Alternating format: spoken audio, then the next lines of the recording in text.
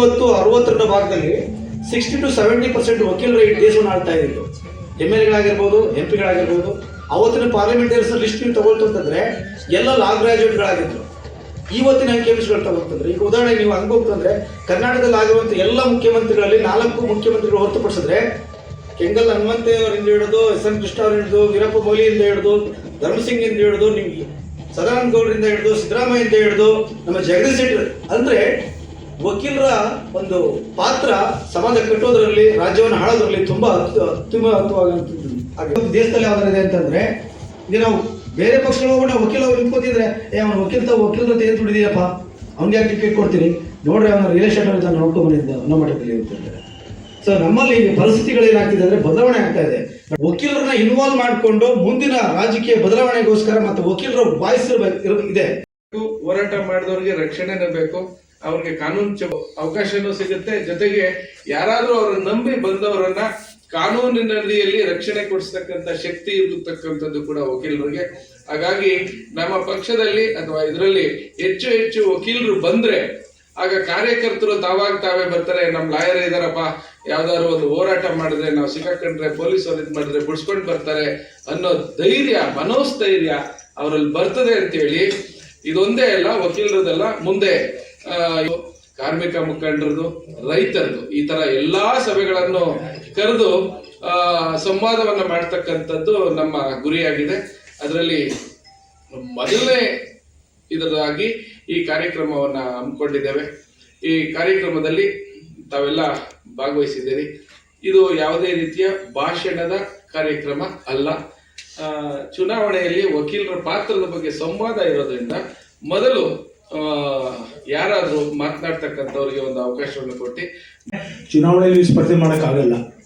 Engineering seat ಅಷ್ಟೇ 20-30 ಲಕ್ಷ 40 ಲಕ್ಷ, ಅದು middle ಕ್ಲಾಸ್ನವ್ರು afford ಮಾಡೋಕ್ಕಾಗಲ್ಲ.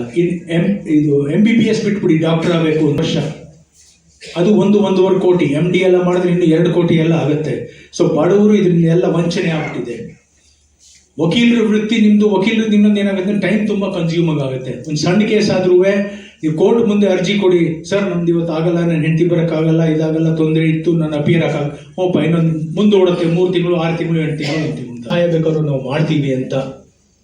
ಒಂದು ನಾನು ಜಾಸ್ತಿ ಮಾತಾಡೋದು ನಮ್ಮ ಚಂದ್ರು ಸರ್ ಎಲ್ಲ ಹೇಳ್ತಾರೆ, republic of X Davanagere, Chitradurga, Channapatna ಇದು ಅಂತ ಮಾಡ್ಕೊಂಡಿದಾರಲ್ಲ, ಆ ಥರ ರಿಪಬ್ಲಿಕ್ ಮಾಡ್ಕೊಳ್ಳೋಕೆ ಹೊಸ ಕಾನೂನು ತರ್ತಾ ಇದ್ದಾರೆ.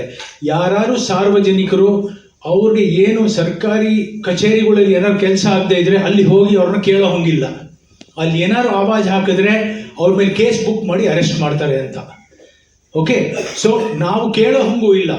ಲಂಚ ಕೊಟ್ಟು ನಾವು ಎಲ್ಲ ನಮ್ಮ ಕಷ್ಟಪಟ್ಟು ಹಣವನ್ನೆಲ್ಲ ಇವ್ರಿಗೆ ಲಂಚದಲ್ಲೇ ಕೊಡಬೇಕು. ಈಗ ಹೊಸ ಕಾನೂನು ಬಂದ ಮೇಲೆ ನಮ್ಮ ಧ್ವನಿ ಎಲ್ಲೂ ನಾವು ಎತ್ತಕ್ಕಾಗಲ್ಲ. ಕೈ ಕಟ್ಕೊಂಡು ನಿಂತಿರ್ಬೇಕು ಹೊರಗಡೆ, ತಹಶೀಲ್ದಾರ್ ಆಫೀಸ್ ಮುಂದೆ, ವಿಲೇಜ್ ಅಕೌಂಟೆಂಟು, ರೆವೆನ್ಯೂ ಇನ್ಸ್ಪೆಕ್ಟರು, ಶಿರಸ್ದಾರರು, ಸರ್ವೇಯರು, ಜನನ ಮರಣ ಪತ್ರ, ಅದು ಯಾರನ್ನು ಕೂರಿಸ್ತಾರೋ ಏನೋ ಗೊತ್ತಿಲ್ಲ. ಲಂಚ ತಗೊಂಡು ಬಂದಲ್ಲಿ ಕೆಲಸ ಮಾಡ್ತಾರೋ ಏನೋ, ತಪ್ಪು ಹೆಸರುಗಳು ಬರೀತಾರೆ, ಲಂಚ ಕೇಳ್ತಾರೋ ಅಷ್ಟು ಕೊಟ್ಟು ಬರ್ತಾರೆ. ಸೊ ದಯವಿಟ್ಟು ನಮಗೂ ಅಷ್ಟೇ ವಕೀಲರು ಸಹಾಯ ಬೇಕಾಗುತ್ತೆ. ಇಂಥ ಕಾನೂನು ವಿರುದ್ಧ ನಾವು ಇನ್ನೇನು ಹೋರಾಟ ಶುರು ಮಾಡಬೇಕು ಅಂತ ಯೋಚನೆ ಮಾಡ್ತಾ ಇದ್ದೀವಿ. ಸಮಾನ ಮನಸ್ಕರ ಪಕ್ಷಗಳ ಜೊತೆ ನಾವು ಇನ್ನು ಈಗ ಒಂದು ಸಂಪರ್ಕ ಮಾಡಿ ಇದನ್ನೊಂದು ಜೋರಾಗಿ ತೀವ್ರವಾಗಿ ಮಾಡಬೇಕು ಅಂತ ಇದ್ದೀವಿ.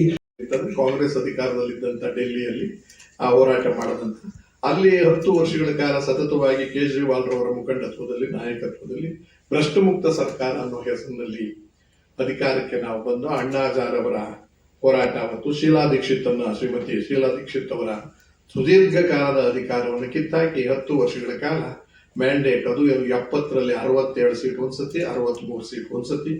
ತದನಂತರ ಅದರ ಜೊತೆಯಲ್ಲಿ ಪಂಜಾಬ್ನಲ್ಲಿ ಚುನಾವಣೆ ಆಗಿ 117ಕ್ಕೆ 93 ಸೀಟನ್ನು ಗೆದ್ದು ಥಂಪಿಂಗ್ ಮೆಜಾರಿಟಿ ಅಂತ ಏನ್ ಹೇಳ್ತೀವಿ ಅದು ಮಾಡೋದು. ಮತ್ತು ಡೆಲ್ಲಿನಲ್ಲಿ ಕಾರ್ಪೊರೇಷನ್ ವಿಚಾರವನ್ನು ತಗೊಂಡು.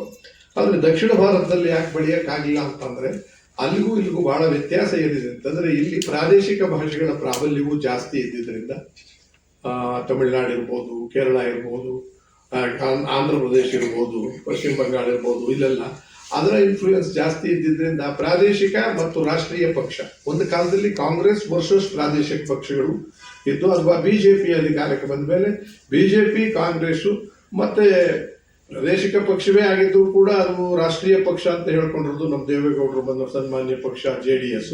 ಅದು ಇವತ್ತಿನ ದಿವಸ ಆಲ್ಮೋಸ್ಟ್ ಹೆಚ್ಚು ಕಡಿಮೆ ಒಂದು ಜೊತೆಯಲ್ಲಿ ಹೊಂದಾಣಿಕೆ ಆಗ್ಬಿಟ್ರು. ಅದರಿಂದ ಎರಡೇ ಪಕ್ಷ ಫೈಟಿಂಗ್ ಇಲ್ಲಿ ಇದೆ. ಇದು ಬಿಡಿಸಿ ನಾನು ಹೇಳಕ್ ಹೋಗಲ್ಲ. ಆದ್ರೆ 78 ವರ್ಷ ಕಳೆದೋಯ್ತು ಸ್ವಾತಂತ್ರ್ಯ ಬಂದು. ಸ್ವಾತಂತ್ರ್ಯ ಬರೋದಕ್ಕೆ ಗುಲಾಮಗಿರಿಯಲ್ಲಿದ್ದಂತ ನಾವು ಬೇರೆ ಬೇರೆ ಬ್ರಿಟಿಷ್ನವರು ಮತ್ತೊಬ್ಬರು ಆಳ್ವಿಕೆಯಲ್ಲಿ ಮಹಾತ್ಮ ಗಾಂಧೀಜಿ ಅಂತ ಪುಣ್ಯಾತ್ಮ ಹೋರಾಟ ಮಾಡಿ ತಂದುಕೊಟ್ಟಂತ ಸ್ವಾತಂತ್ರ್ಯ. ಆದ್ರೆ ಆ ಸ್ವಾತಂತ್ರ್ಯ ತಂದುಕೊಟ್ಟಿದ್ದ ಉದ್ದೇಶ ಸಫಲವಾಗಿದೆಯಾ? ಬಟ್ ಅತಂತ್ರವಾಗಿ ಇದ್ದೀವಲ್ಲ, ಸ್ವತಂತ್ರ ಬಂದರೂ ಕೂಡ ಯಾಕೆ ಅನ್ನುವ ಚಿಂತನೆ ಕಾಡ್ತಾ ಇದೆ. ಕಲುಷಿತವಾಗಿದೆ. ಸ್ವಾತಂತ್ರ್ಯ ಬಂದ ತಕ್ಷಣ ಇಷ್ಟು ಅನಾಹುತಗಳಿರಲಿಲ್ಲ. ಉದಾಹರಣೆ ಆಮೇಲೆ ಹೇಳ್ತೀನಿ ನಾನು. ಸ್ವಾತಂತ್ರ್ಯ ಬಂದ ಮೇಲೆ ನೆಹರೂರವ್ರ ಅಧಿಕಾರಕ್ಕೆ ಬಂದು ಸಣ್ಣ ತಪ್ಪುಗಳು ಏನೇ ಆಗಿದ್ರು ಹೊಸದಾಗಿ ಅಧಿಕಾರ ಮಾಡ್ಕೊಂಡಾಗ ಅಭಿವೃದ್ಧಿ ಕಡೆ ಗಮನ ಕೊಟ್ಟರು ಮತ್ತು ಪ್ರಾಮಾಣಿಕತನಿಗೆ ಬೆಲೆ ಕೊಟ್ಟರು. ಕರಪ್ಷನ್ ಅಂತಕ್ಕಂಥದ್ದು ನಮಗೆ ಬಹಳ ಕಿವಿಗೆ ಕೇಳಿಸ್ತಾನೆ ಇಲ್ಲದೆ ಇರ್ತಕ್ಕಂಥ ಪರಿಸ್ಥಿತಿ